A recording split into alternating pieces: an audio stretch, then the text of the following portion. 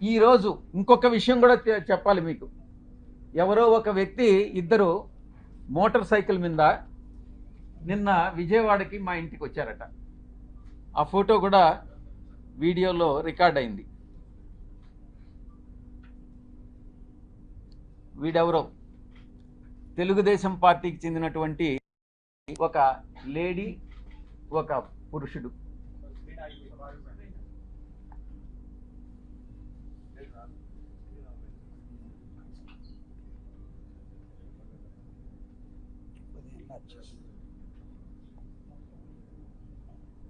వీళ్ళు నేను ఒక్కటే చెప్తా ఉన్నా, వీడెవడో నాకు తెలీదు. వాడు ధైర్యంగా వచ్చి విజయసాయిరెడ్డి వాడు ఉండాడా ఇక్కడ, పారిపోయాడా అని అన్నాడంట. ఎక్కడికి పారిపోయాడు అని అన్నాడంట. వాడెవడో నాకు తెలీదు. వీడు డెఫినెట్గా తెలుగుదేశం గుండా అయి ఉంటాడు. ఆ గుండా వెనుక ఒక అమ్మాయిని కూడా తీసుకొచ్చాడు. నేను ఒక్కటే చెప్తా ఉన్నా, ఎవరైనా కూడా, నేను ఈరోజు ఇక్కడ వచ్చాను, నాకేం సెక్యూరిటీ లేదే, ఏ ఒక్క పోలీసు నా దగ్గరికి రాలేదే, నాకు పర్సనల్ సెక్యూరిటీ కూడా లేదే, నేను ధైర్యంగా వచ్చా. వీడెవడో టైం చెప్పి నువ్వు ఫలాని దగ్గరికి రా అని చెప్తే ధైర్యంగా నేను ఒక్కడనే వెళ్తా.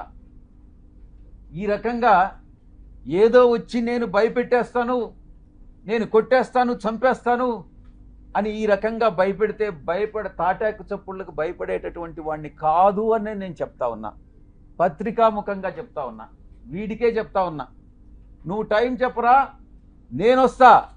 లేదా నువ్వు మా ఇంటికి వచ్చి వాడు విజయసాయిరెడ్డి గారు ఎక్కడ అన్నావు కదా, నువ్వే చెప్పు, మీ ఇంటి అడ్రస్ చెప్పు, నేను వస్తా, చూసుకుందామని అన్నటువంటి విషయాన్ని నేను చెప్తా ఉన్నాను. నేను దీన్ని బట్టి ఒకటే అర్థం చేసుకోవాలి, ఏ ప్రభుత్వం అధికారంలో ఉన్నా,